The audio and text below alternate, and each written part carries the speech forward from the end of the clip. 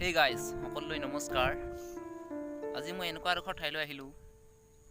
অহা নাছিলোঁ আগতে এডোখৰ ঠাইত আহি আজি বহুত এমেজিং এটা ফিল অনুভৱ কৰিছোঁ যে জীৱনত কেতিয়াবা যদি আপুনি এটা দুখ লৈ এটা কষ্ট লৈ এটা বহুত বেদনা লৈ জীয়াই আছে নিশ্চয় এনেকুৱা এডোখৰ ঠাইত আহিব বহুত ভাল লাগিব। মই কৈছোঁ বহুত ভাল লাগিব। এনেকুৱা এখন নিজান ঠাই পাবলৈ বহুত টান। চাওক পিছফালে কোনো মানুহ নাই, কোনো জীৱ জন্তু নাই, কম মুকলি এটা পৰিৱেশ। নিশ্চয় ভাল লাগিব। এইটো এটা আহকচোন। চাওক মোক পিছফালে এখন নদী আহি আছে, নদীখন এতিয়া পাৰ হ'ব নোৱাৰিব। ইয়াৰ পৰাই মই উভতনি যাত্ৰা আৰম্ভ কৰিম।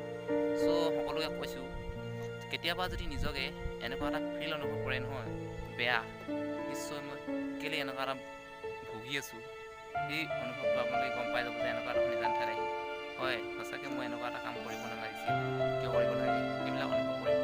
চ' আহক এনেকুৱা এডোখৰ ঠাই এইবিলাক চাওক, ল'ৰাজনৰ ঘৰ এইবিলাকতে মানুহবিলাকে বসবাস কৰি আছে। So' I request to all of U